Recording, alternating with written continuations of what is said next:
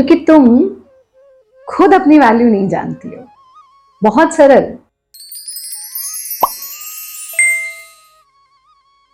कोई हमें, चाहे वो पति है, चाहे वो मित्र है, या कोई भी व्यक्ति, और वो हमें वैल्यू इसलिए नहीं कर रहा है क्योंकि आप स्वयं अपनी वैल्यू नहीं जानती हैं। विशेष रूप से अगर हम इसे भारतीय महिलाओं के विचारधारा में देखें तो एक जो सबसे बड़ी समस्या हो रही है वो ये हो रही है कि हमने सब मान लिया। बिल्कुल सत्य भी है भाई, हम तो वो संस्कृति है जहाँ यत्र नारस्तु पूजन्ते रमन्ते तत्र देवता की संस्कृति है ना। हमारी संस्कृति में नारी को जहाँ बहुत ही सशक्त माना गया, और वो है भी, तो उसी के साथ साथ नारी को त्याग का भी रूप माना गया। वो जो त्याग के रूप वाली परिभाषा है उसको आप इतना अधिक ग्रहण कर ले रही हैं कि आप खुद को वैल्यू करना भूल जाती हैं। यानी अगर हम कहें कि आप अपने स्वास्थ्य के लिए क्या करती हैं, आप अपनी सुंदरता के लिए क्या करती हैं। अब सुंदरता की जैसी बात करो तो आप कहेंगे नहीं नहीं, हम तो मेकअप लगाते हैं, कॉस्मेटिक लगाते हैं, वो सुंदरता थोड़ी ना है। आप नेचुरल सुंदरता, बाहरी भी और भीतरी भी, उसके लिए क्या करती हैं। आप अपने पीस ऑफ माइंड के लिए क्या करती हैं। आप अपने आध्यात्मिक जीवन को उन्नत करने के लिए क्या करती हैं। आपकी दिनचर्या, आपका जीवन पूरी की पूरी जो है आपके परिवार को समर्पित हो गया। यानी आप रात को ये सोच करके सोती हैं कि सुबह बच्चों के टिफिन में क्या जाएगा, पति के टिफिन में क्या जाएगा, इन लॉज को मुझे क्या देना है, मुझे घर कैसे देखना है। और आप इस हद तक, हमें समर्पित होना चाहिए, रिश्तों को निभाना चाहिए, लेकिन not at the cost of your own value, not at the cost of your own health, not at the cost of your own happiness. यानी हमने दो प्रकार की मातृशक्ति को दो रूपों में बांध दिया। या तो वो जो बस वो अपने ही अपने पे ध्यान दे रही है, उसको फर्क ही नहीं है कि घर में क्या हो रहा है, बच्चों में क्या हो रहा है, परिवार में क्या हो रहा है, कुछ नहीं पता। बच्चे अकेले में मोबाइल पर, इंटरनेट पर, दोस्तों के साथ क्या कर रहे हैं, और उसके फिर बुरी जो रिजल्ट्स हैं वो हमारे सामने आते हैं। तब आप हमारे पास आते हैं, गुरु माँ बताइए क्या करें। या फिर हम इतने समर्पित हो गए कि हमने अपना स्वास्थ्य, अपना योग, अपना ध्यान, अपना स्वाध्याय सब बंद कर दिया। अरे इससे पहले भी तो तुम कुछ तो करती होंगी ना। हमें लगता है कि नहीं, I have, and we feel so proud in saying that I have left everything for my family. But जब आपने ही अपनी कद्र नहीं जानी, आपने ही अपने आप को वैल्यू नहीं किया, तो दूसरा व्यक्ति आपको वैल्यू क्यों करेगा। इसलिए ये बहुत आवश्यक है कि एक नारी स्वाधीन हो, नारी समर्थ हो, फाइनेंशियली, इमोशनली हमें इंडिपेंडेंट होना चाहिए। आपने विवाह किसी पर बर्डन या किसी का बर्डन लेने के लिए थोड़ी ना किया है। अरे गृहस्थ आश्रम से प्यारा तो आश्रम ही कोई नहीं है, इसीलिए तो इसे सर्वोपरि आश्रम माना गया, क्योंकि बाकी के चाहे ब्रह्मचर्य है, संन्यास है, वानप्रस्थ है, वो सब गृहस्थ पर ही तो टिका हुआ है।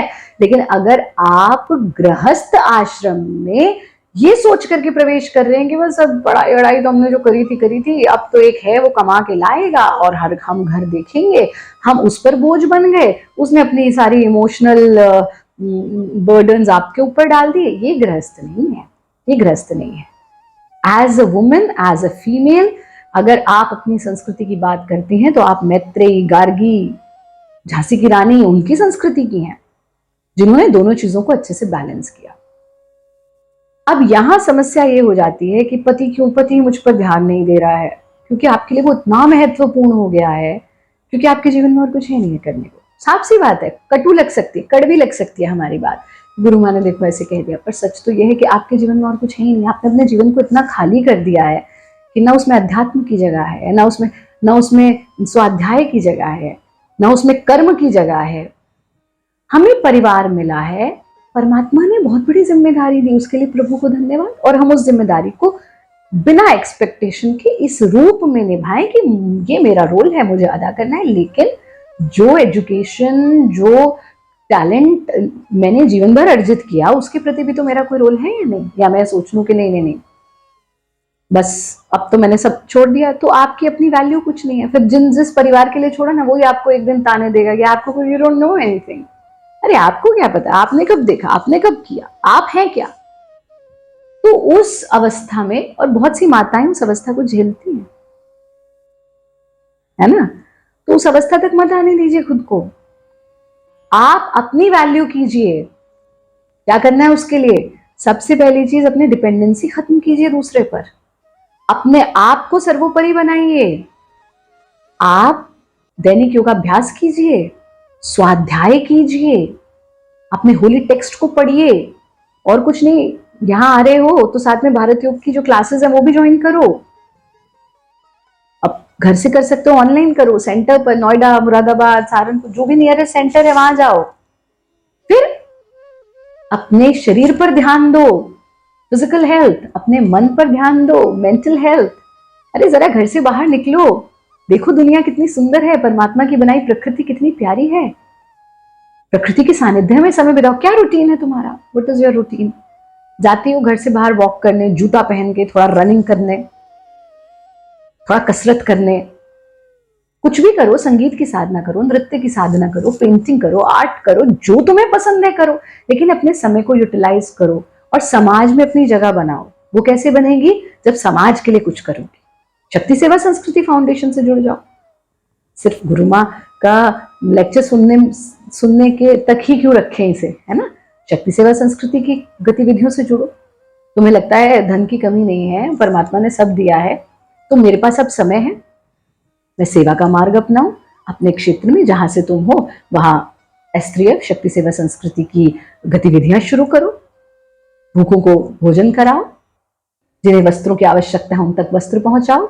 जहां एजुकेशन की जरूरत है, कितनी बच्चियों की एजुकेशन शक्ति सेवा संस्कृति फाउंडेशन करती है, क्यों नहीं तुम सोचते आसपास की जो बच्चियां हैं उनको मैं पढ़ाना शुरू करूं। समाज में तुम्हारा कुछ बनेगा। फिर जब तुम्हारी कद्र तुम जानोगी, तब आपके परमपति परमेश्वर भी आपकी कद्र को जानेंगे। लेकिन जब तुमने खुद ही अपनी कद्र नहीं जानी, मैं हूं क्या, बस जो तुमने कह दिया वो मैं हूं, जैसा तुमने रख लिया वो मैं रह गई, जैसा। अरे नारी अबला नहीं है, ये कहाँ की बातें हैं? नारी बिल्कुल अबला नहीं है, नारी से ज्यादा सशक्त तो कोई है ही नहीं। और आपकी संस्कृति, जो संस्कृति ही नारी तू नारायणी की संस्कृति है, वहां नारी अबला कैसे हो सकती है?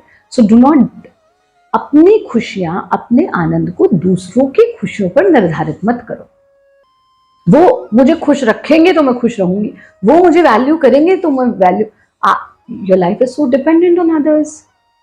वो खुश रखे ना रखे, वो वैल्यू करे ना करे, मैं अपनी वैल्यू तो बनाऊं पहले, और जब मैं अपनी वैल्यू बनाऊंगी तो दूसरा तो स्वतः मुझे वैल्यू करेगा। ठीक है?